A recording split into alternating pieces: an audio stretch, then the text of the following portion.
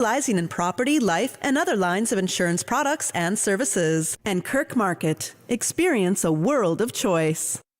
And now, Radio Cayman presents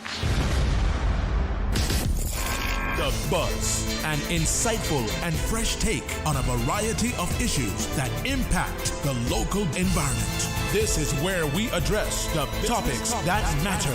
Here's your host, Kathy Miller. Good morning, Cayman. Welcome to The Buzz. Happy Thursday, April 23rd. I'm very excited for this morning's conversation. Let me tell you, when today's guest ran me her bio, I had to pick my jaw up off the floor. I was completely just dumbfounded.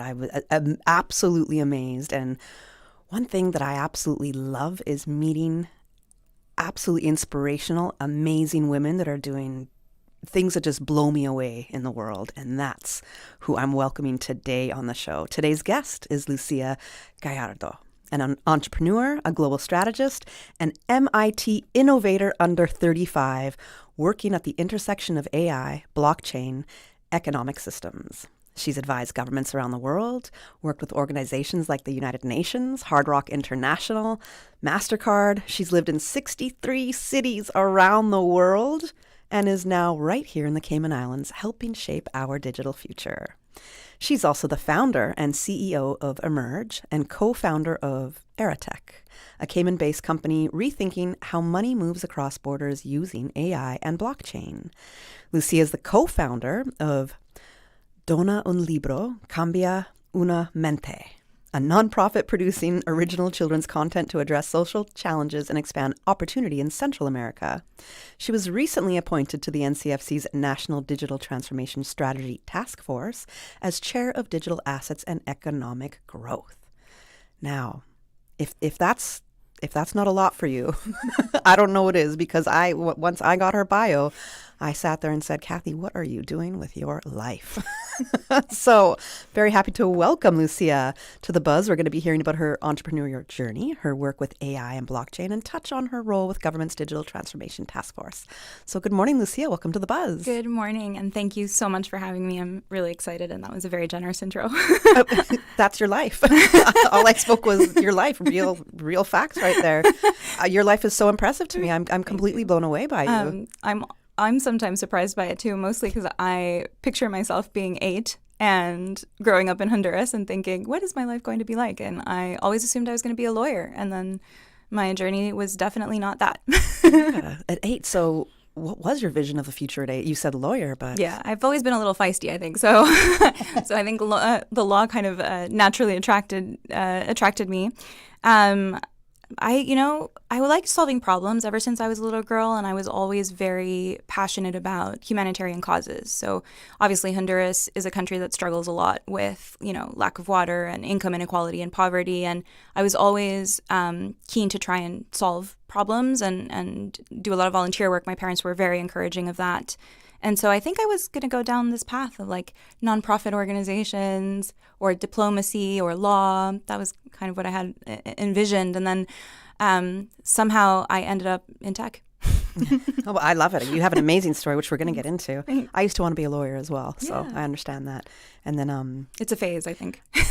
A bit of a phase, but I think it hit me where I didn't understand that you could be, there's different types of law you can practice. Yeah. So I just, for some reason, thought I'd automatically have to be a criminal defense lawyer. And I was like, I don't want to defend these people. Yeah, I was like, I'm feisty. And I would see all these representations of lawyers on TV. And I'm like, I could do that. Yes, that definitely.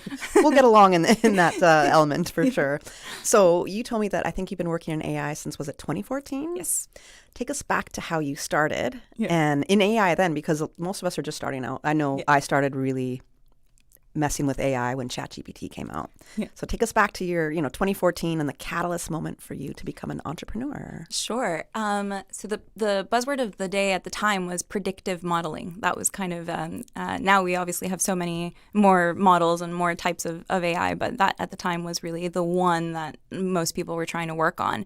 I had been working in the public sector for a really long time, actually. I was a diplomat for Honduras and a representative of the mission to Canada. So I was living in Montreal, which organically was becoming an interesting place to research AI and neuroscience. And so Google had moved its headquarters of research to Montreal, so had Facebook. And so it was kind of the trend to start a company in AI at the time. And I was approached by this one company that wanted to do predictive modeling so that they could tell you when the best price to buy an airline ticket was going to be. Now, obviously, that's the norm. You have a lot of websites that can do that, but they built an app that sort of would try to predict when the best price to buy would be and let you know. And I was one of the first 18 people to work at that company. So they poached me and I said, I have no idea what you're building. I don't know anything about your technology or AI. And they said, we'll teach you if you can teach us about Latin America and about international market growth, because we don't know anything about that. And so at the time, I said, well, that's an adventure. Why not? And as soon as I started, I was completely enthralled because I said, there are 50 years of research. At the time, there were already 50 years of research or more on, the foundations of AI. And I said, no one ever taught me this. I didn't learn it at school. I didn't learn it at university. I just didn't learn it. And so what other technologies are out there and what am I missing and how can I understand this more? So I was like a little sponge for the time that I was there and trying to understand. I took some coding classes. I, would hang out in the product meetings and the engineering meetings, and I just tried to learn everything I could. And that was my first experience. What did you study in university? International economic development. Okay. So very, very much still in the thread of, in alignment with who you are, the work you do. Yeah, and the things I'm very passionate about. And I think that I still am most passionate about those things. And I see technology more as a tool to solve problems and to meet human needs more so than an actual interesting, the technology is a tool. It changes every day at the end. Yeah. Especially now these days, AI makes it change every day. So to me, I'm more interested in people and I'm more interested in systems and I'm more interested in problems. I love that. And you were able to work helping marginalized communities. Mm-hmm. You were able to do this while still employing tech and figuring out how to make people's lives better, how to make the world better, per se. Honestly, once I understood the technology and started looking into other technologies, I was completely in awe of what the possibilities were. But I was really keen to get these technologies applied toward problems I cared about and emerging markets cared about. So in 2016, I started my first company, which is Emerge still to this day, and that was the goal. I didn't actually have an idea of what the business was going to be quite frank. At the time, I just knew I wanted to use AI, I wanted to use blockchain and other technologies, and I wanted to solve problems that mattered. And the United Nations was very handy in that because they had created a list of 17 problems that matter to the world. No poverty, education for all, equality for all, growth and upward economic mobility for people. And I was like, that's a great list. I'll just try and solve some of those. And I was young and, it's not a big goal at all. Yeah. In my 20s, I thought I could do anything and everything. So why not? And that was my first company. That's how it started. But you kind of have been able to do that. So it's contributed, yeah. Yeah. Well, yeah, contributing to it, but you're working at it. So, to me, that's, helping to solve to get those problems out of the way, hopefully. Totally. 20-year-old me was, let's solve these problems. 30-year-old me is like, let's move the needle. Okay. Just a little.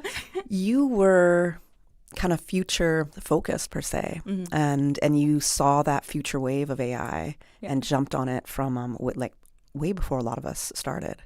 We always kind of knew we're hearing it, but we don't know. We're thinking Terminator times, and we talk to we have smartphones or smart TVs and all the rest, our Alexa in the house, something like that, right? Yeah. That's how I think in a regular use of AI we might be considering it, but a lot of us find it hard, including me, to really understand how AI can help us in the work we do, although now I'm getting more of a grasp. So. Yes. But you figured that out 2014, way ahead of most of us. So I think that's impressive. Thank you. I think that's the power of education, though, right? Is when you're hungry and you're curious to learn and you take the time to really understand what this is about, what the tool is, I think you start to lose a lot of the nerves or fear around it because you see it as what it is, which is a tool.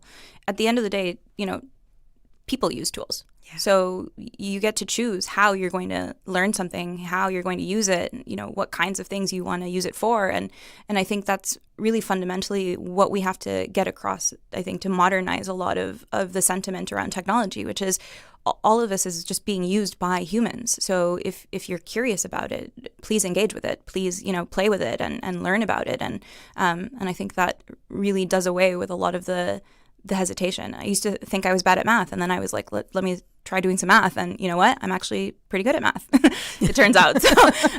So I think we all kind of have this moment where we fear what we don't know. Yes. And then once we start educating ourselves, I think the transformation and empowerment that comes with really understanding a tool, I think is wonderful. Yeah, we always fear what we don't know. Exactly. And we see that in so many aspects of life, through economics, through social living. It's understandable, valid you know. Valid fears, Yeah, I think. it's understandable. We see people use technology for terrible, you know, reasons and in terrible ways. And so it's a 100% valid reaction. And I think the only way to really fight that is to like self-empower, right? Yep. We, as an individual, and then start learning and start figuring out like, how am I going to be a part of this? How am I going to use it? Yes. And how am I going to accept other people using it around me? Yes, exactly. How will this affect my everyday life? Do I really need to be understanding what this is and using this tool now and to help me advance? So I get that. Okay, so we're going to get into your companies, but I just wanted to touch on the fact that you did live in 63 cities. Is Cayman the 63rd or 64th? 63rd, yeah. Okay. Yeah. So that's insane to me. That's absolutely amazing. You've been around the world. Yeah. What made you land in Cayman? Oh my gosh, I love Cayman. Which is great because 62 cities besides us. Tells you a lot. Yeah. It tells you a lot. And I'm here as long as they'll have me. So you know what it is? I think I didn't travel. I didn't get to travel much when I was a young girl. You know, I grew up in a middle income economic situation in Honduras, so that tells you, you know. And when I finally got the opportunity to travel, I just couldn't get enough of it. I was always curious about the world. I would read about it, and I would, you know, watch cooking shows about food from different parts of the world. So I was always very curious about the world. So as soon as I could travel, I went crazy, and I would spend 1 to 3 months in all these different cities, and then 63 are the ones I've lived in at least a month, you know. Okay. I've visited more, and I've been really privileged in that aspect. But in 2024, I had a very devastating personal moment. I lost one of my favorite people in the world, my favorite person in the world, really, my father. And at the time, I just didn't know what was next for me. And, you know, the universe, it works in really mysterious ways and unfolds for you in many ways as well. So I got a call from someone in Cayman that was in search of a keynote speaker for a conference. And I said, absolutely not. I am 25% of myself. I'm a shell of myself. I'm really not in a place to be able to do this.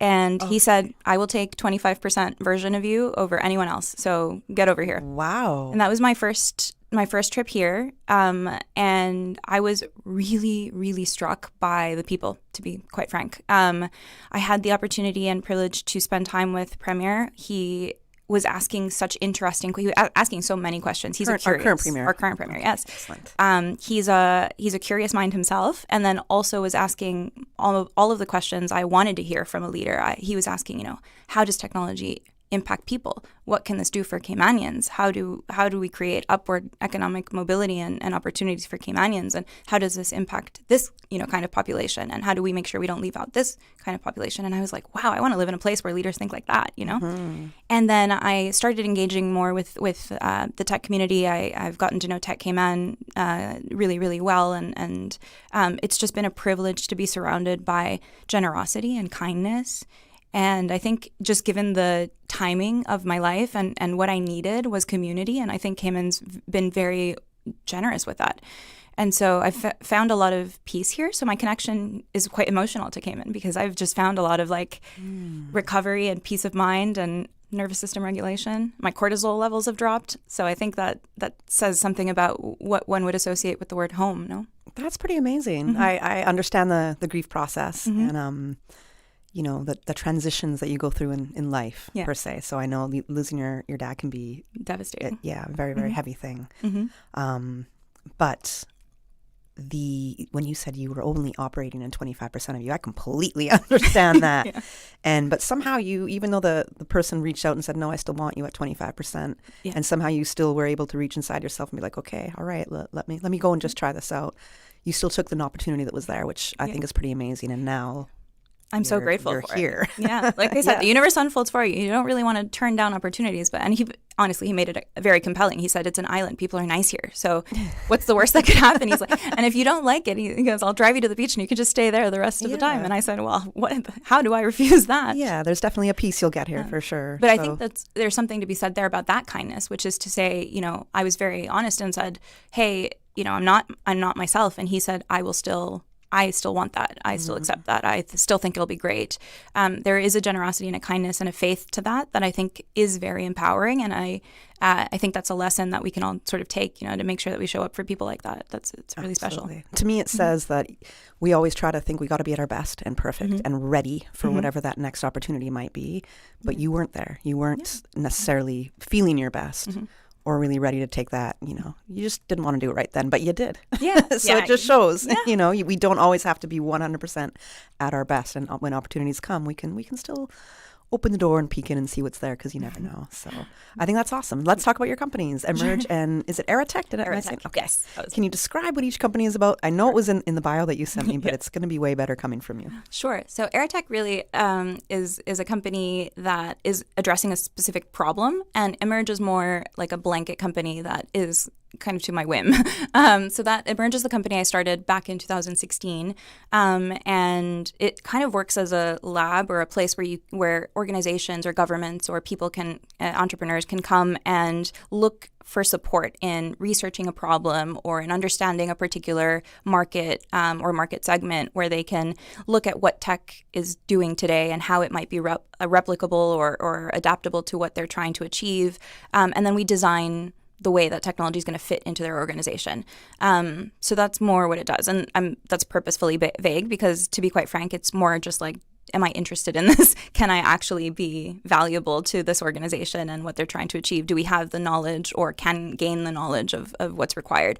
And so through that effort and vagueness, have been able to work with companies like MasterCard on climate initiatives with technology, or we've worked with Hard Rock International on loyalty programs and technology, with governments around financial inclusion, around the inclusion of homeless populations in Austin or immigrant populations in New York. So the portfolio is actually quite broad because I'm looking for problems that are interesting and that technology can serve and that I can support.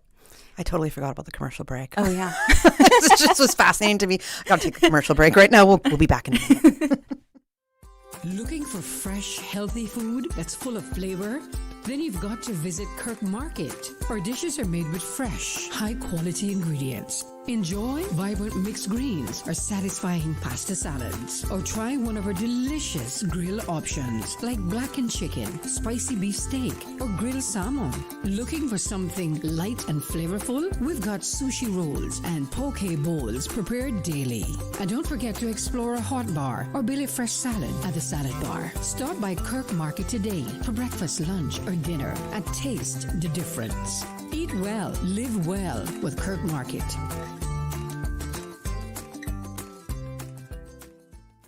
Capella Music Festival 2026 takes over Camana Bay Saturday, April 25th, featuring T.I., Robin Thicke, Idonia, Walshy Fire, Problem Child, Spencer Crandall, Nicotine Dolls, Ziggy Ziegler, TJ Stack, and more from 12 p.m. to midnight. Get your tickets now at capellamusicfestival.com. Presented by the Cayman Islands Department of Tourism and Camana Bay, and supported by Ministry of Planning, Agriculture, Housing and Infrastructure, the Office of the Premier, NetClues, Cayman Airways, and the Ministry of Health, Environment and Sustainability. The Ministry of Education and Training invites eligible Caymanians to apply for a local scholarship for the 2026-2027 academic year. To apply for a local scholarship or learn more about the various scholarship offerings, please visit the Scholarship Secretariat's website at www.moescholarships.gov.ky. Applications close on Thursday, 30th of April, 2026. This message is brought to you by the Ministry of Education and Training. The Buzz with your host, Kathy Miller.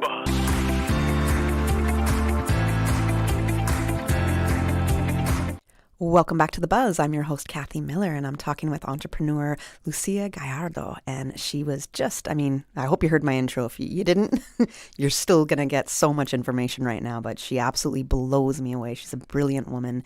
And we were just hearing about her company, Emerge, and we're going to get into AeraTech. Yes. So AeraTech is the Caymanian company that I'm so happy, to have. I met my co-founder, David, one of the first trips that I was here for. Actually, the first trip I was here for. And we had both been thinking a lot about problems that we thought blockchain could address and maybe AI could address. And we had been thinking about kind of similar themes, but from two different life experiences. And so found a lot of commonality in that.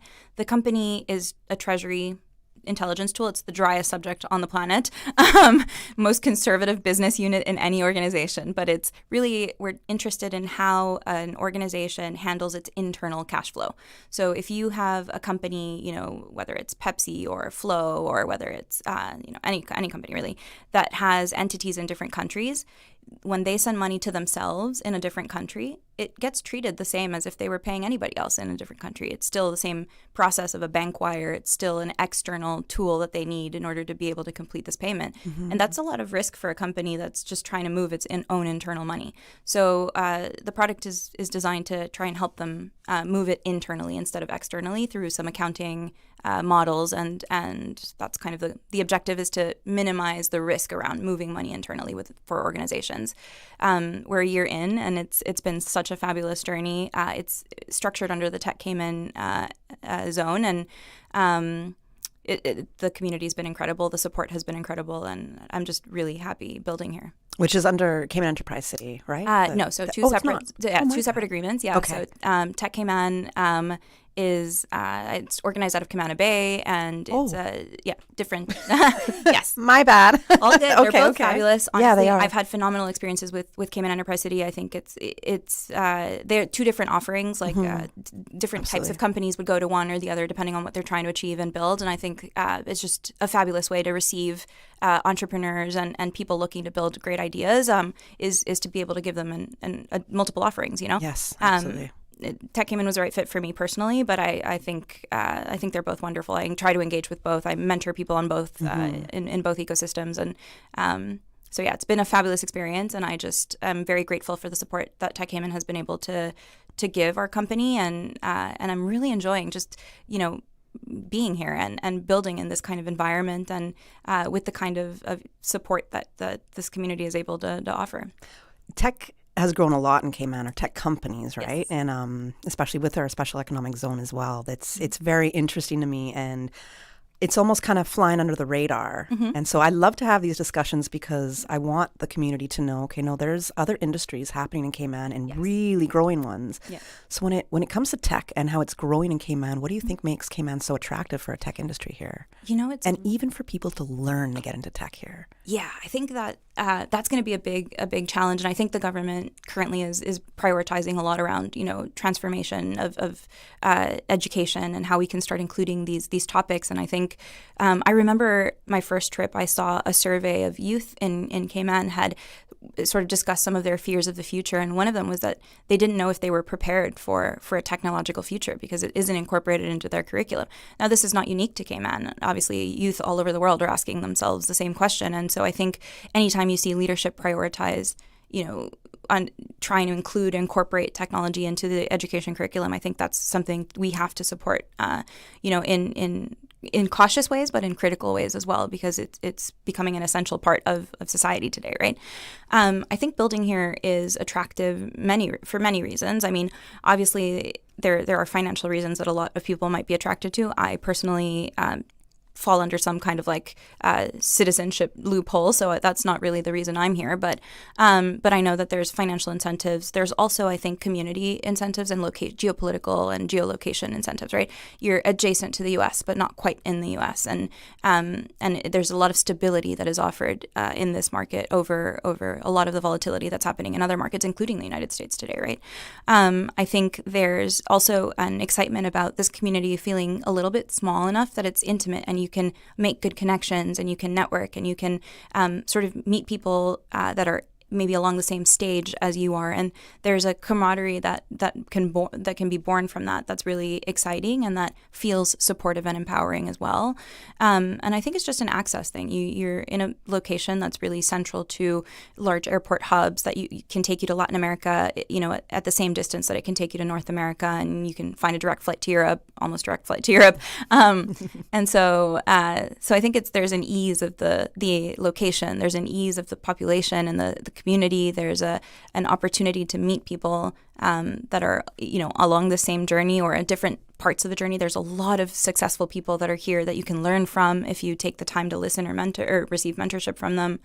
So I think it's just a great all-around package. I think Cayman's a great jurisdiction to build from. Oh, it's an amazing place, and you hit a really key thing where you said there's a lot of amazing, very successful people that you can learn and be mentored from here in Cayman. Absolutely, 100%. And there's a generosity in a lot of them. Like they look to mentor. They're open with their time. You know, if you take them out for coffee, they'll just sit there and tell you about their lives and their wins and their losses. They're quite authentic and you know, really forthcoming with what they've learned in life. And I think there's so much richness in that, and in being able to do that, and being able to listen and take that in and figure out how that moves you forward as well. I love it. Okay, now you mentioned blockchain. So AeraTech, it's really about, it's like an intersection of AI and blockchain. And I am one of those people whose eyes completely do glaze over at the word blockchain and cryptocurrencies. And not because I'm not interested, but I just feel like there's so much for me to learn right now that I'm like, I don't have the time to sit there and figure it out and all that. So I'm just kind of like, I'm just leaving it alone. So if you can describe blockchain as if you were going to describe it to your grandmother and me, how would you describe it? I have a funny story attached to this question, but I'm going to tell you the answer first. The way I would describe it is, I guess, think of it like a notebook that records transactions. So it's, how do we transact money, so cryptocurrency, or how do we transact, you know, value, a land title, or like what is it that we transact with each other? There's a notebook that tracks all of these transactions chronologically, and then it does it in a way that is transparent and public to everyone, and it cannot be changed. No one can change a record of a transaction. So it serves as like a trusted source of truth that transactions did in fact happen and that they cannot be undone. And that's really what it is foundationally. But it has important implications because in a world, what we sometimes call it like the post-truth era, where we sometimes don't know what's true and what's not true, the information that surrounds, you know, in data, or the information that surrounds where something came from, or that if something happened, that becomes critically important. Because if there is a transaction, then the fact that you know that record cannot be changed, that you know who participated in that transaction or what was involved, what were the mechanics involved in that transaction, that becomes really critical information because now you know it's indisputable. And so I look at blockchain really as a record keeper of truth, or as a contributing factor to how we determine truth. That's really what we did. But a notebook. Okay. A notebook. Interesting. It records transactions and it makes sure that nobody can change the transactions unilaterally. Okay. Like, now, what's the funny story attached to this? My family is very fun, and we have a board game. It's like we made this board game about ourselves. For my niece, for her birthday, we thought we'd make a version of like Chutes and Ladders or whatever. And everyone in my family had like a good clue and a bad clue. So it would be like, the good clue is I'm a big spoiler. I love spoiling people. I'm a big gift giver, etc. And so the good one was like, you're one of Lucí's favorite nieces and nephews, and so you've gotten a gift of moving forward 5 steps or something. The bad one was, oh no, you had to sit and hear Lucía talk about blockchain for 3 hours. Go back 2 steps from boredom or something like. So I'm used to the glazing, but it is fascinating technology to me because I think it's becoming critically important to understand where our data is coming from, who is involved in contributing that data, and the more that we know about the context around truth, the more we can determine whether we can trust that or not. I like how you just framed that. Okay. So the average person like me, why should I be paying attention to blockchain? Now, I can tell you why I pay attention to AI, because I absolutely see exactly how it fits into my life, how it helps me with my work, what I can do with it, what the possibilities are. So I right away can see that connection, but I don't right away see a connection with me and blockchain. Yeah. So I think a lot of the reasoning is, blockchain is a layer. It's an infrastructural layer. So you're not really supposed to see it. We've done as an industry, we've done that a little wrong in that we're trying to get people to buy into the concept of blockchain. But the reality is an infrastructural layer more than anything. It's a means to transact. So cryptocurrency can be used to pay for things, especially today stablecoins are of high interest to be able to pay for things. And then blockchain itself is really just record keeping, right? So it's not intended to be something that you emotionally connect with unless you're a little nerdy, like like some of us. But the reality is that it is going to change the way that the pace at which you can send money internationally, the cost that bears. People paying $40, $45 to send money on Western Union can be paying literally under $1 to be sending money instantaneously via a stablecoin. That's already happening around the world. Tether, which is one of the main stablecoins used today, it's one of the most profitable companies on earth, and it charges less than $1 for transactions in most cases. And so, we see billions of dollars being transacted in stablecoins today because people are sending their remittances in this way. They're, making business payments and making personal payments in this way and going around a lot of organizations that are, willing to charge $30 per transaction and also charge you the foreign exchange costs that it's going to take to get a Caymanian dollar to become an American dollar. So I think it's really important in the way that you interact and transact in the world. It's just not going to be something that is necessarily a user-facing product. So it's not an experience for you unless you're using the crypto itself. Does it cut out the bank? It can. It absolutely can. It reduces the amount of middlemen. So in theory, you could deposit your stablecoins into a bank should a bank be willing to accept that. And there are banks around the world that are now accepting stablecoin deposits. But ultimately what it's doing is it's changing the payment rails themselves. And it's saying, why do you need to wait until tomorrow to receive your bank transfer? This should be settled in minutes, in seconds even. And it's saying, why is it costing you $40 to make a money movement? It should be costing you 50 cents, $1. So it's changing the infrastructure. It's not changing it'll change your experience because it's changing the infrastructure, but it's not something that you're going to necessarily be hyper aware of or use directly in the way that you would use something like a generative AI, ChatGPT or Claude or.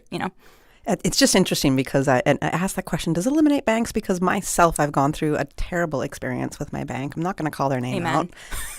Terrible. I couldn't book a hotel in Brazil. And as a Canadian now, you need a visa. Yeah. And I can't get a visa without my hotels being booked. And it took a week for for one transaction to go through online, like a credit card one. Yeah. But it was a week of back and forth with my bank. Why are you holding my credit card hostage? Why aren't you allowing this transaction? And the goose chase was absolutely insane. I mean, the way I lost my patience and everything, I was just like, I don't understand. And it was the most frustrating experience. So you have actually completely made me intrigued a little bit here because now I was like, are you guys going to pay for my wire transfer? I had to wire transfer in the end. And that was $40. So are you going to pay for it now? Because you wasted a week of my life, a lot of time and all the rest. And it's cost me more money now to do this. I think it's in human nature to have brokers and middlemen and infrastructure in between things. And that's fine. I think what blockchain offers is a possibility of options. Like you could use a bank and use a stablecoin and attach to that bank, or you could just use a stablecoin directly. And then if you're more, technology adept or you've learned about it more, you might be willing to do that. And there's less friction in that process. And so I think really what the technology is intended to be is to promote more freedom of choice and to give people options to go through middlemen or not go through middlemen. And that's something that I think is very healthy. It's very aligned with the way that we support free markets. We're saying, well, now here's an option that's saying banks should rethink how they're charging and how they're handling their bank transfers. And maybe they should be thinking about adopting blockchain or accepting, transfers with stablecoins because it will help them give better service to their own customers. And now their customers can choose to use that bank or not. And it's less about we have to use this one mechanism of transferring money and more about I get to use this or I choose to use this. And it changes the way people give services as well. Flexibility. Yes, exactly. Of course, I've missed my next commercial break about 7 minutes ago, but here we are. We're going to take our next commercial break. We're going to get sent to the principal's office. Yes. Looking for fresh, healthy food that's full of flavor? Then you've got to visit Kirk Market. Our dishes are made with fresh, high-quality ingredients. Enjoy vibrant mixed greens or satisfying pasta salads. Or try one of our delicious grill options like blackened chicken, spicy beef steak, or grilled salmon. Looking for something light and flavorful? We've got sushi rolls and poke bowls prepared daily. And don't forget to explore a hot bar or Billy Fresh salad at the salad bar. Stop by Kirk Market today for breakfast, lunch, or dinner and taste the difference. Eat well, live well with Kirk Market. I'm Michael Webster. And I'm Denise Brown of Cayman Insurance Center. Family is not the most important thing, it's everything. We have worked with the community and their families on protecting themselves for the future. Whether it's providing top-rated life insurance or protecting your family's household investment. From our family to yours, we understand and we care. I'm Denise Brown. Call me at 814-7229. And I'm Michael Webster at 925-5433. We are Cayman Insurance Center, specializing in property, life, and other lines of insurance products and services at an affordable rate. We are Michael and Denise at Cayman Insurance Center. Call today.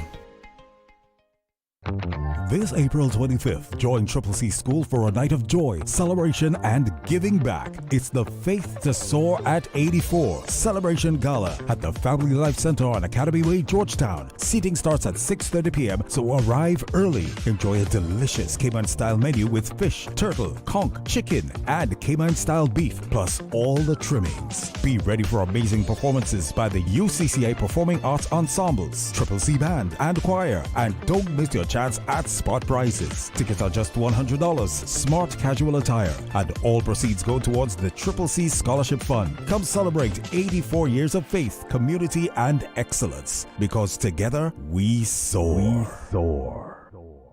The 13th annual Little Cayman Agriculture Show is back. Saturday, April 25 from 8 a.m. to 4 p.m. at Blossom Village Park. All the fun from Grand and the Brack wrapped up in a scenic Little Cayman package. The games, the animals, plant sales, competitions, the food, and more. Entrance is only $10, including raffle ticket. Children 4 to 10 years old, $3, and free for children 3 and under. The 13th annual Little Cayman Agriculture Show this Saturday, April 25 from 8 a.m. to 4 p.m. at Blossom Village Park. Brought to you by the Sister Islands Agriculture Show Committee.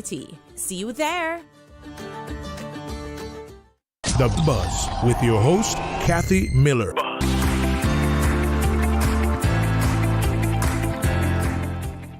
Welcome back to The Buzz. I'm your host, Kathy Miller, and I'm speaking with entrepreneur Lucía Gallardo, and she knows all about AI, blockchain, and clearly building businesses. She also has a nonprofit. Pretty amazing woman. We're hearing about her entrepreneurial journey, and she was breaking down blockchain to me, and she's absolutely opened my mind to figuring out more about blockchain. Now I'm really interested because I see how it can actually impact my life and make some things a little bit better. So taking it a step further, what does blockchain mean economically? Could it change how we earn, spend, or move money in places like Cayman? Absolutely. I think the most obvious benefit that we've seen so far is the way that we send money. You know, it's much faster, it can be much faster. But I think my favorite thing about it, and what really drew me to the technology in the first place, was when we think about money today, when we think about it as a tool, which it is. Let's use the American dollar as an example.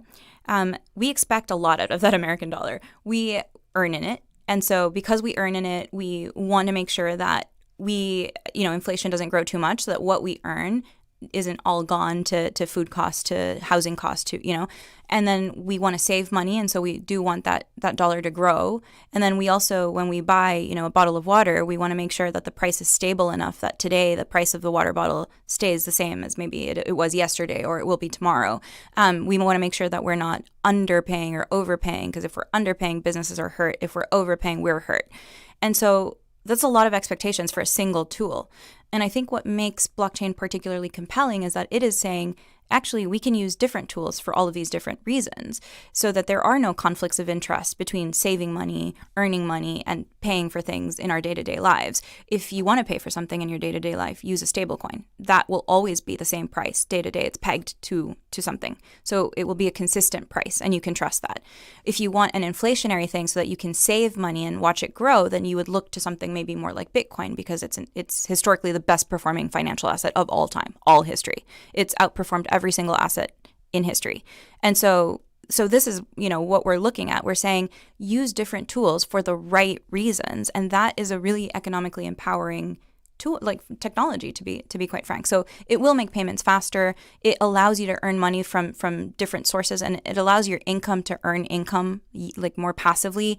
So it creates all of these opportunities to use tools for money accruing and money transmitting purposes in very interesting ways. And I think that's really what's fundamentally going to change. It's freedom of choice and freedom of being able to use money in wiser ways and remove the conflicts of interest that make money so complicated to maintain at certain pricing levels. Oh, I love it. And money is a little complicated. It's very, yeah. Also, our relationship to money is very, very complicated. And so I think being able to understand that you can use money in different ways, and that there are tools that will help you achieve certain goals, that's more transparent than trying to do all of these things with this one tool and trying to understand how it bends and yields and folds in order to be able to get to your objective. Has your relationship with money completely changed since getting to the AI and blockchain space? Oh, I have a really bizarre relationship with money. I go through phases. I don't know.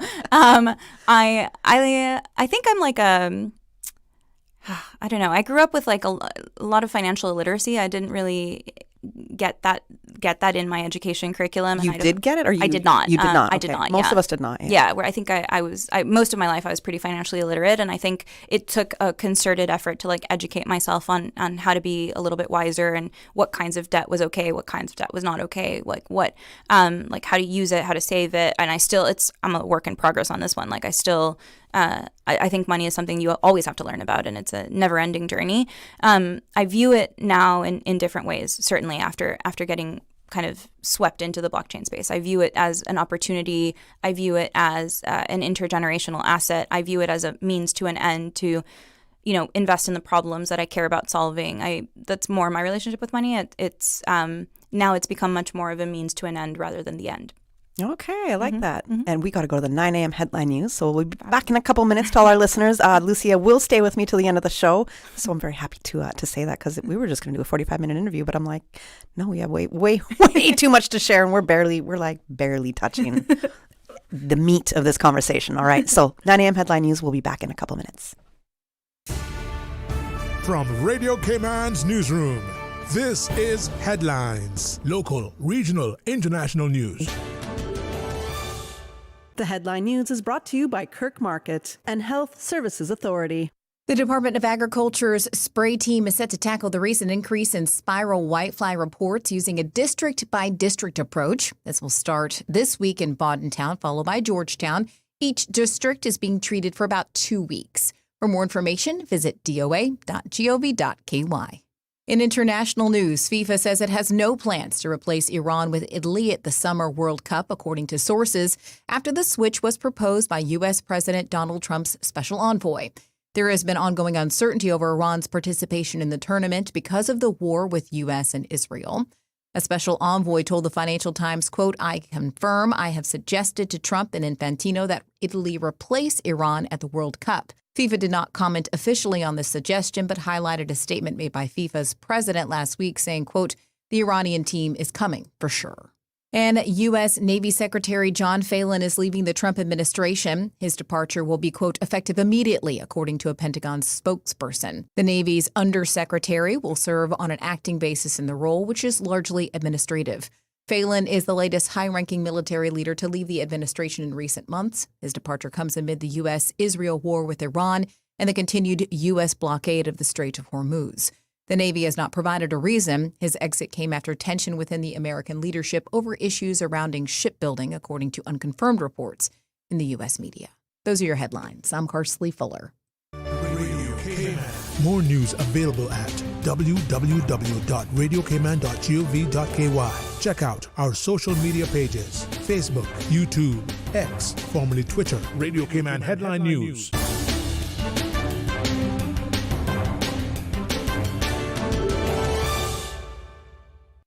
At HSA, we strive to provide the highest standard of care with compassion, integrity, and dedication. And so we say thank you, Cayman, for continuing to make us the most awarded organization on island by voting us the best of Cayman Islands in 9 medical categories. Your support reminds us why we do what we do, to serve the Cayman community with kindness and excellence. To find out more about our award-winning services, visit hsa.ky. At HSA, we are committed to caring for you. Looking for fresh, healthy food that's full of flavor? Then you've got to visit Kirk Market. Our dishes are made with fresh, high-quality ingredients. Enjoy vibrant mixed greens or satisfying pasta salads. Or try one of our delicious grill options like blackened chicken, spicy beef steak, or grilled salmon. Looking for something light and flavorful? We've got sushi rolls and poke bowls prepared daily. And don't forget to explore a hot bar or Billy Fresh salad at the salad bar. Stop by Kirk Market today for breakfast, lunch, or dinner and taste the difference. Eat well, live well with Kirk Market.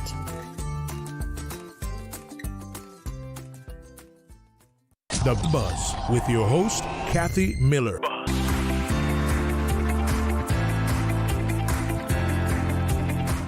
Good morning. Welcome back to The Buzz. I'm your host, Kathy Miller. And in studio with me is Lucía Gallardo. She is an entrepreneur. She has a couple companies, Emerge and AeraTech. And AeraTech is in the tech Cayman space, right? Yes.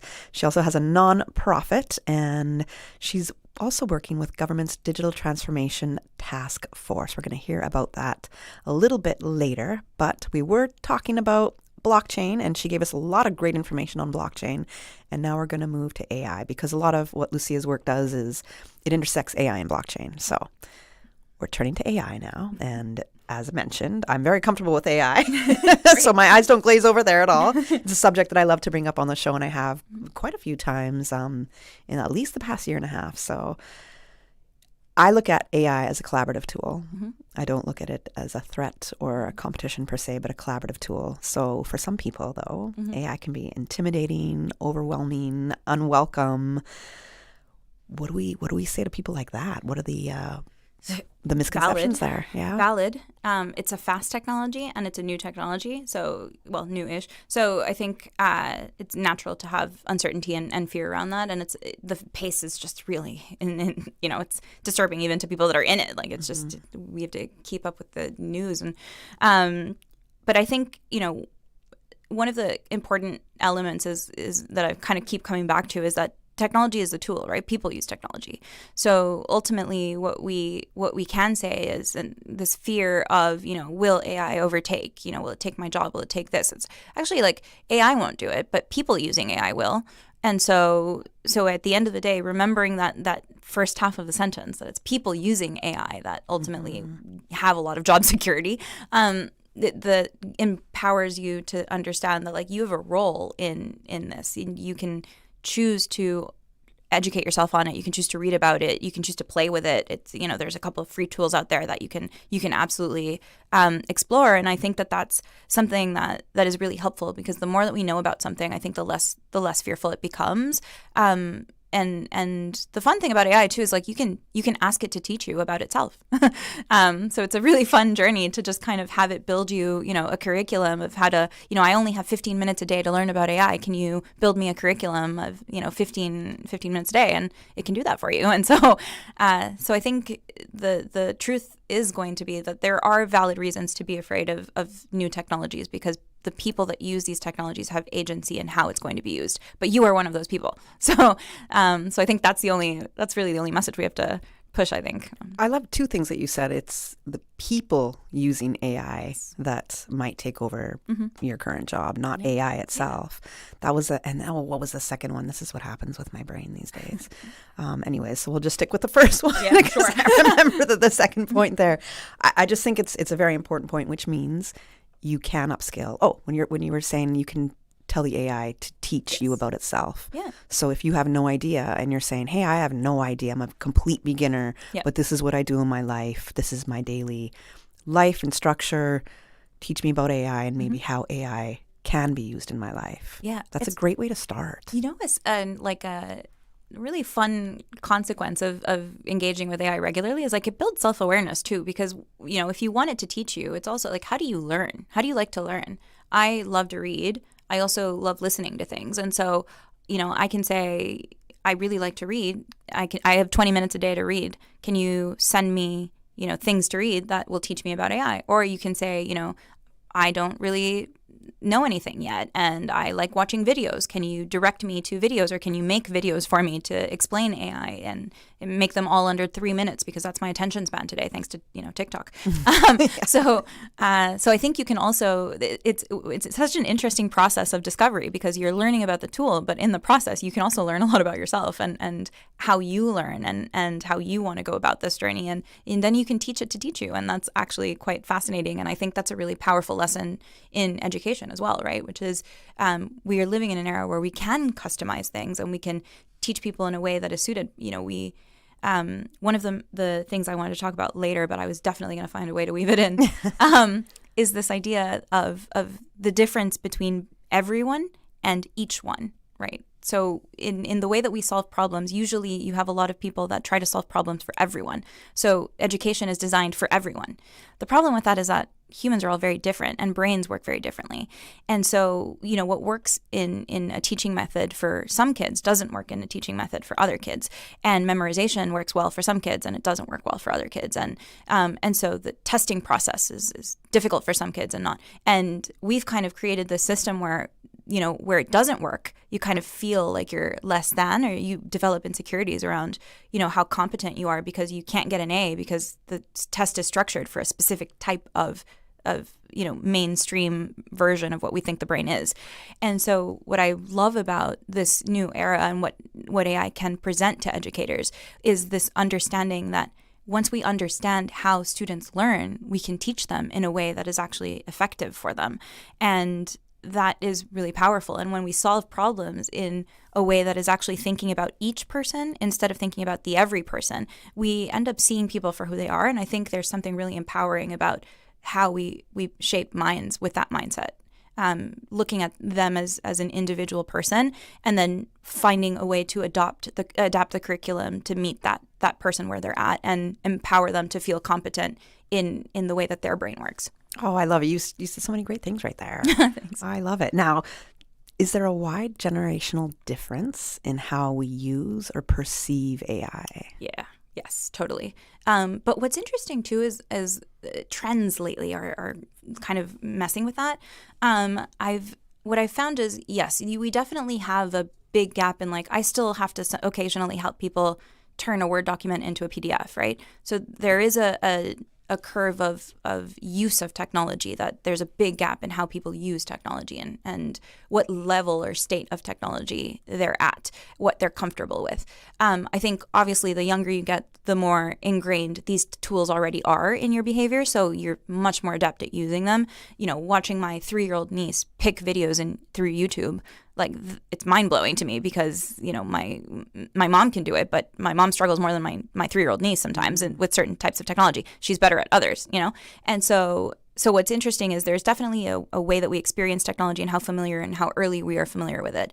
But I also think what's been interesting is we're moving into this era where there's a split between wanting to use technology and then wanting to digitally detox in some way.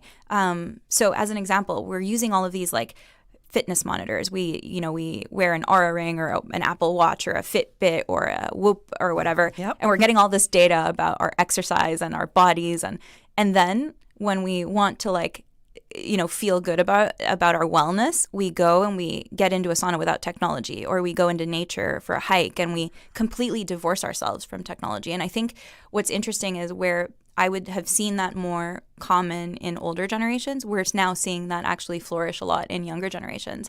So this split has been very interesting. So I think there is a generational divide in the use of it, but I think more and more it's just going to be an individual decision of how much you choose to engage with it and how much you choose to learn with it. And in AI, it's an equitable tool for everyone to learn about it. Mm-hmm. Okay, and each one yes. can yes.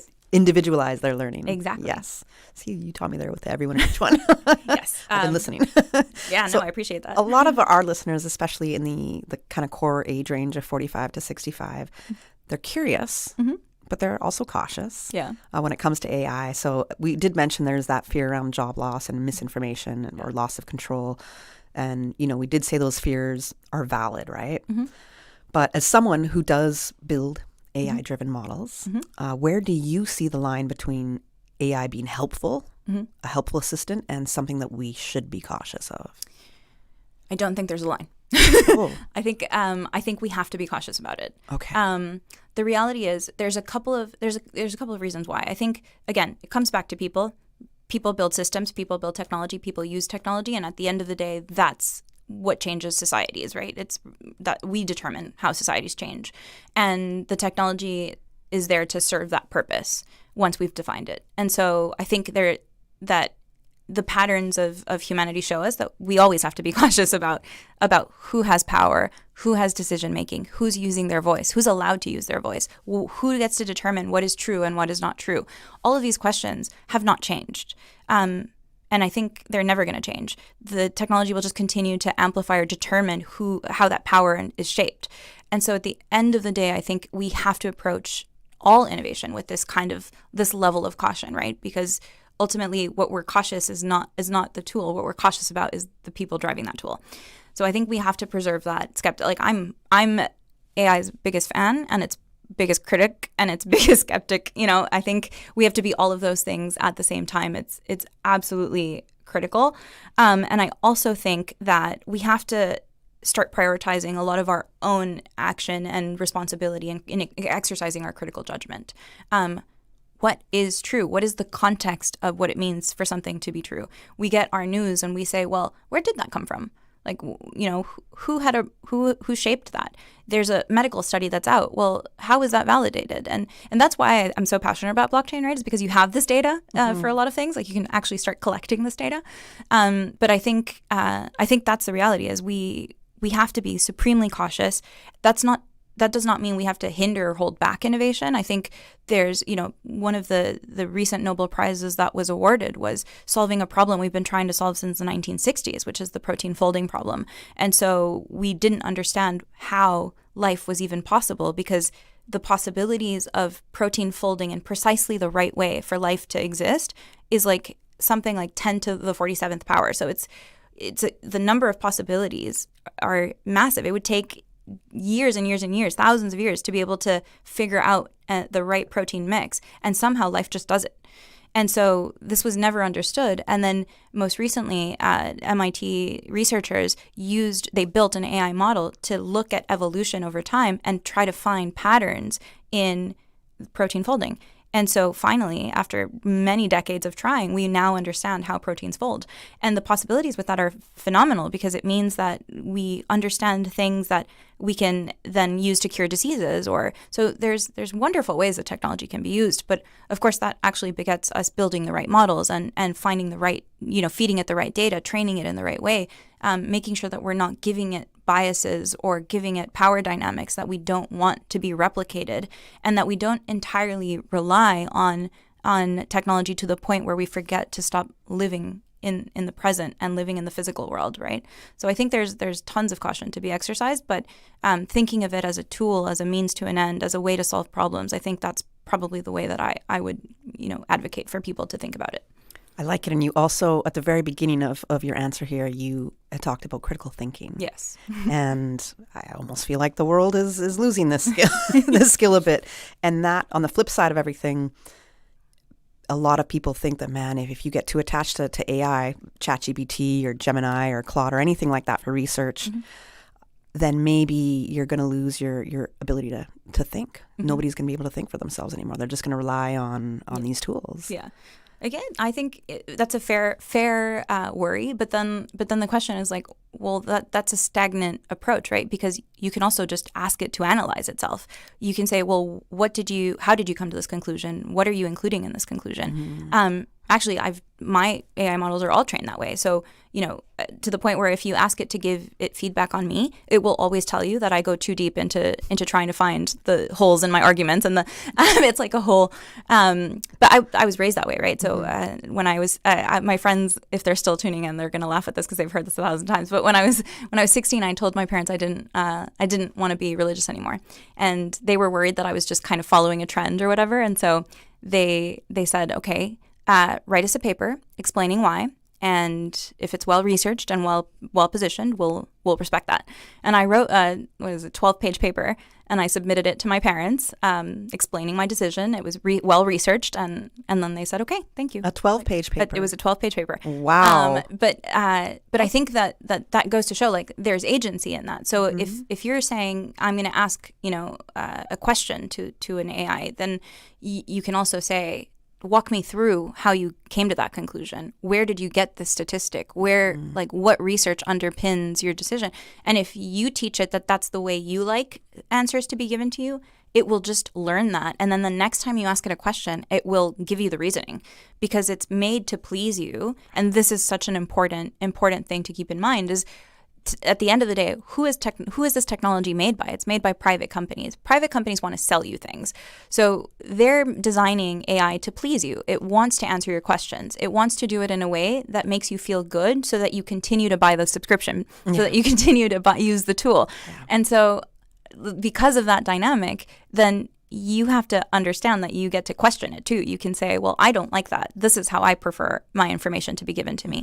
These are the sources I trust. This, like, you have to tell me, give footnotes to all the statistics that you're giving me. And so, as much as it can erode critical thinking, I actually think if you become intentional about it, it builds your critical thinking because then you question everything. AI can lie. It's actually quite prone to lying. And so because you now have this question of trust in your mind, you start applying the tools that in order to gauge whether you're going to trust something. And that tool is critical judgment. Oh, excellent. I love how you came with that answer right there. Okay. Now, you've advised on AI technology around the world. From your perspective, where does Cayman stand when it comes to adopting AI technology? I would say it's universally. There's obviously jurisdictions that are much faster, moving much. Do we have a commercial break? We do, yeah. Okay, you could tell. You could see my. Yeah. You want me to take the break first? Let's take the break. Lucia's going to be my co-host now. She knows when to take the break. It's all right. We're going to go to a break, as per Lucia. Capella Music Festival 2026 takes over Camana Bay Saturday, April 25th, featuring T.I., Robin Thicke, Idonia, Walshy Fire, Problem Child, Spencer Crandall, Nicotine Doll, Ziggy Ziegler, DJ Stax, and more from 12 p.m. to midnight. Get your tickets now at capellamusicfestival.com. Presented by the Cayman Islands Department of Tourism and Camana Bay and supported by Ministry of Youth, Sports, Heritage and Culture, Track, Flow, and the Ministry of Tourism and Trade Development. Looking for fresh, healthy food that's full of flavor? Then you've got to visit Kirk Market. Our dishes are made with fresh, high-quality ingredients. Enjoy vibrant mixed greens or satisfying pasta salads. Or try one of our delicious grill options like blackened chicken, spicy beef steak, or grilled salmon. Looking for something light and flavorful? We've got sushi rolls and poke bowls prepared daily. And don't forget to explore a hot bar or Billy Fresh salad at the salad bar. Stop by Kirk Market today for breakfast, lunch, or dinner and taste the difference. Eat well, live well with Kirk Market.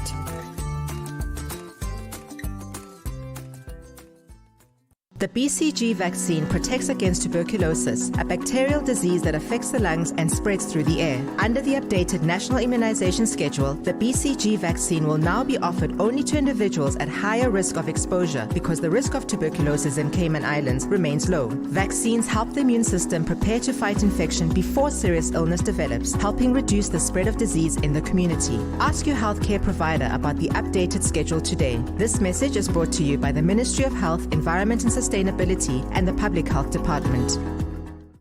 I'm Michael Webster. And I'm Denise Brown of Cayman Insurance Center. Family is not the most important thing, it's everything. We have worked with the community and their families on protecting themselves for the future. Whether it's providing top-rated life insurance or protecting your family's household investment. From our family to yours, we understand and we care. I'm Denise Brown. Call me at 814-7229. And I'm Michael Webster at 925-5433. We are Cayman Insurance Center.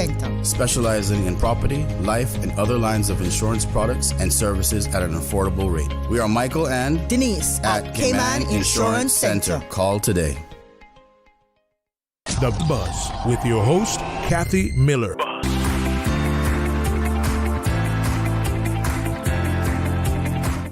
Welcome back to The Buzz. I'm speaking with Lucía Gallardo, and we're on the AI part of the discussion right now. And the question that I asked right before the break was, you've advised on AI technology around the world.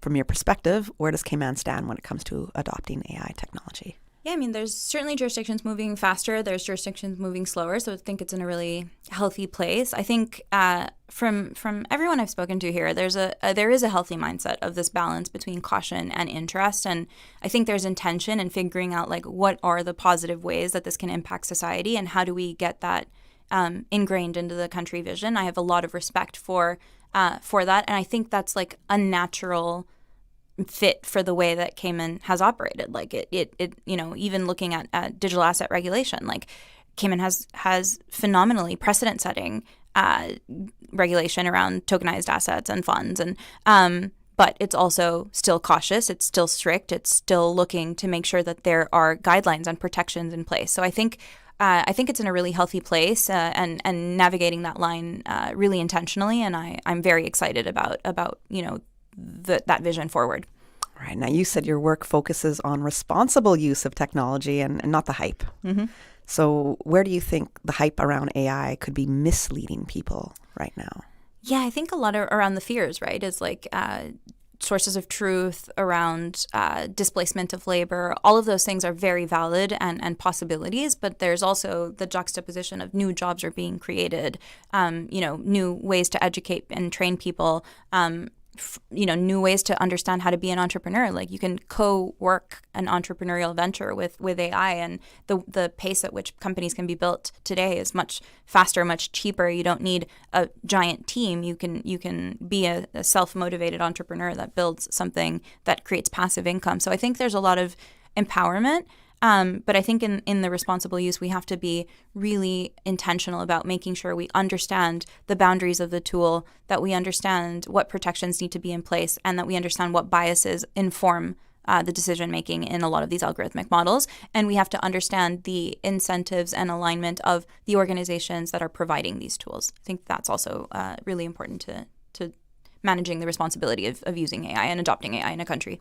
Okay. Now, talking about adopting AI in a country. Yeah. So you have been appointed to Cayman's Digital Transformation Task Force, right? And I know we're going to be having a discussion on this coming up. I think it's May 7th, right? So I'm looking forward to that. But if you can give just a bit of a summary about this task force, what your role is with them. So I'm I sit on the main task force, and then I'm also part of I'm the chair of the Digital Assets and Economic Growth Subcommittee. I mean, overall, it's really to support the government and to support the nation in understanding how these technologies can play a role in the vision forward, and how does the private sector sort of contribute to a broader vision of economic growth and prosperity and transformation for a country. So I think that it's really just opinion seeking and precedent searching and understanding how other jurisdictions have done it and how that might be lessons that we can learn for good and for bad for Cayman. So I think the task force is really just organized to support this work that the government is intentional about doing responsibly, and my role specifically is around economic growth and around digital assets. So I'm really keen on looking at issues around inflation and looking at upward economic mobility and opportunity for people, and then where finance kind of can play a role in that. Okay, now in the snapshot of looking at where Cayman is with AI and digital transformation, you've advised countries all over the world on digital transformation. Yeah. So when we're looking at Cayman as a snapshot, the outside looking in, what did you glean from those experiences around the world that man, we can adapt this to Cayman, and it'll just help us in the momentum of what we're trying to achieve here? The antithesis to that. So I actually, I'm very anti trying to replicate very much, because I find each place is just a world unto its own. Okay. Populations inform what problems are most important. And sure, there are trends. There's also behavioral trends. Like I've noticed a little pattern of like when people start using digital assets in a country, 4 years later, there's a little bit of a pushback. And then after that, it breaks through and then it becomes widely accepted. So there's a few patterns that I think we can recognize in the journey of a country adopting a new technology. But I think really countries it's a mirror that countries have to kind of look inward and say, like, what is important to our values, to our people? What is it that we want to achieve in terms of growth? Realistically speaking, there's a lot that Cayman shouldn't go after. Like it's an island. There's a limitation to how many people can live here. There's a limitation to, how many companies maybe can be based out of here. There's a limitation to what can happen on island, how much food can grow on this island. So maybe, working on sovereignty is important, but also major food production is not something that's feasible here. So I think the first thing is to look in the mirror and say, what is important to Cayman? What needs to be preserved? What needs to flourish? What needs to change? What doesn't need to change? And once you kind of have taken that moment of self-reflection, at that point, you start looking at integrating not just people that can build these ideas and training your own people to be able to build these ideas, but incorporating like the access to the tools, incorporating distribution networks for how, these businesses are going to grow and sell and maintain themselves. You start looking for good ideas. You start looking for problem solvers. You start creating a culture of innovation. And innovation doesn't always mean technology, but it does mean good ideas. And so you kind of need to create and foster curiosity and foster initiative in trying to come up with ways that we want to solve these problems. And then we find the right technology to suit, and we prepare for that technology to come in and play a role. And I think that process is really what I take from jurisdiction to jurisdiction. Okay, now we only got a couple minutes left, but I do have two questions, so Yes. I'm absolutely going to ask these. We might go a couple minutes over, when I'm supposed to end, but that's okay. So one is coming from one of our listeners. Yes. And they say, great show, and I love your guest and her story, and I agree with you. So the listener said, can you ask why these Bitcoins are so overpriced and which are really not just some influencer scam to get rich? And how can the average person even be able to obtain them for everyday use? Fabulous question. I was laughing at the question because what's overpriced for someone is underpriced for some people. I think I fall into the category where I think actually the value of Bitcoin is higher. Obviously, it's a scarce asset, so I think it's actually something that's going to grow in value. That's my personal opinion. But I mean, the price is reflective of the market and its demand, right? People think it's valuable, and there's many reasons for that. It's an inflationary asset. Historically, it's got rules around it that make it purposefully inflationary, that determine how much of this asset there's ever going to be. It determines how it can be used. It determines its objectives as a technology. And so I think that the vision that is Bitcoin has been attractive to a lot of people, and there's been investments in understanding that the way that the technology is programmed makes it valuable. It's a scarce asset. It's something that is tradable and highly liquid. It's something that is digitally accessible to anyone in the world. And so that makes it valuable. And so why is it so expensive? I don't know. To me, it's actually not expensive enough yet. But the benefit of it is that anyone can buy it because you can buy a fraction of it. You don't need to buy one whole Bitcoin to actually start accumulating Bitcoin.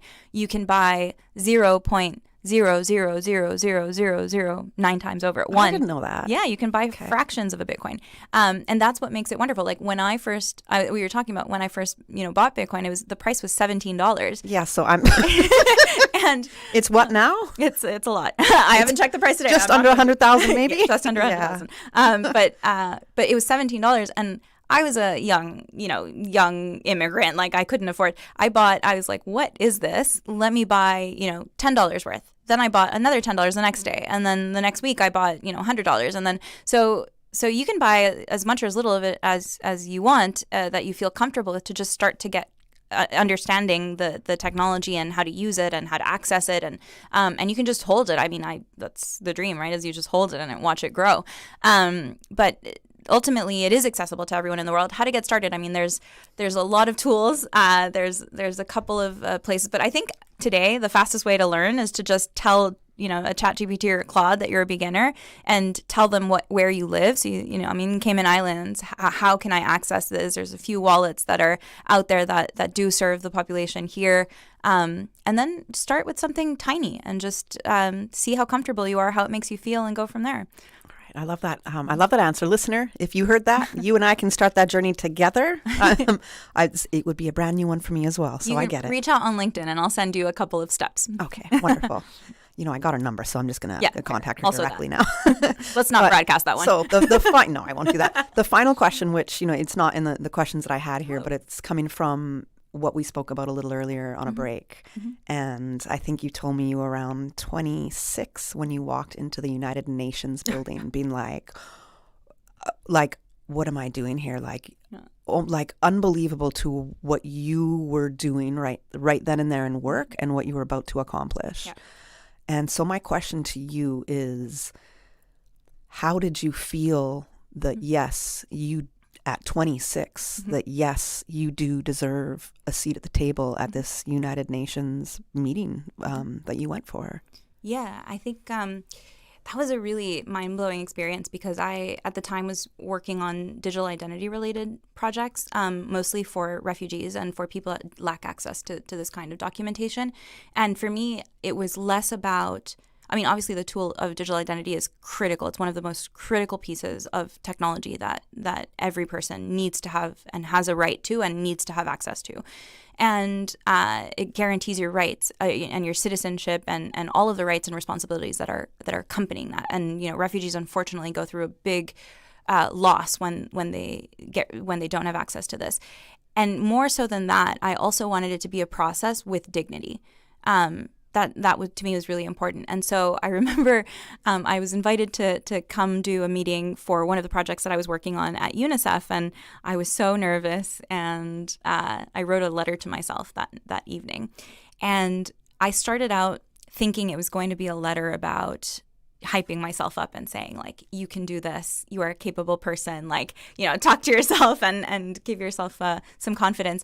But actually, it ended up being a letter. This is actually where I first posited the everyone versus each one in this letter. It's publicly available on my LinkedIn if anyone wants to read it. But it basically became an understanding that I am a voice, and it's a voice that is rarely ever heard because I'm a girl from Honduras that grew up and had a particular life, and that life experience no one else has. And everybody kind of falls under that, right? Everyone has a life experience that is unique to their own journey. And so I wrote a letter that was basically just saying that that voice has a voice and deserves a voice. And if you are in a room where you only have a limited perspective on how your life is unfolded, you can't design for each person. You can only design for everyone, and everyone is going to look exactly like you because that is your only frame of reference. And so if nothing else, you walk in and you give your side of the story, and they can take it or leave it. If they don't like the project, they won't like it, but they'll at least have heard a perspective that might be new to them. And I think that's the most important thing we can offer. I think using your voice is like one of the most incredibly powerful things we can all do, engaging with, our governments, engaging with our representatives, publishing on social media today an opinion that matters because your voice matters and your life matters. I think that's really, I wrote a letter to myself that expressed that, and I think everyone deserves that, not just me. I think that's amazing. That's beautiful. Mm-hmm. That's a great way for us to end the show on that note. And I completely agree with you. Use your voice. I mean, you can look around the world and there's cultures where women can't speak unless they're spoken to first. I would have been stoned by the age of 4. As soon as I could form words, they would have been like, she's got to go. Yes. My mouth was not for me. So I always very much believe in using your voice and in whatever ways you can that hopefully is not there to hurt others or bring others down, but in a way to help build and maybe expose injustices, but just to build and help us connect a little bit better. So, well, there was a question. There was a question there that it was like, what mindset does it take to operate? And I think the big trend or underlying thread here has been uplifting. Like, use your voice to uplift people. It's just, if you're using your voice to take away from someone, that's not a voice worth listening to. You can use it, don't worry, and I'll fight for your right to use it. But it's not a voice worth listening to. I think if you really set that intention of like uplifting other people and elevating people, I think that those voices are actually the ones that the world needs the most right now. And everyone needs to have a seat at the table, and everyone should fight for their seat at the table if their voice is going to come in and uplift everyone else. I love it. Mm-hmm. Okay. Thank you so much for joining me this morning. I know we went a little over on the show, but it was just so good. I wish we had more time with this, but you were great. I know you're going to be back with us May 7th as we talk about the Digital Transformation Task Force. It'll be awesome. It will be great. And that's it. That's a wrap for today, everybody. But you can catch me. I'll be doing some of the panels at the Cayman InStyle Fashion Week, the Fashion Summit today at the Marriott. It's completely free. It already kicked off. I think the first panel just starts after 10 a.m. I'll be there in the afternoon for the panels, but come check it out at the Marriott today. Lucia, thank you so much. Thank you for having this me. Was it was a pleasure. An amazing conversation, and I'm really glad you can come through. Have an amazing Thursday, and happy Friday Eve to everybody else out there. The Buzz is proudly sponsored by Cayman Insurance Center, specializing in property, life, and other lines of insurance products and services. And Kirk Market. Experience a world of choice. You are listening to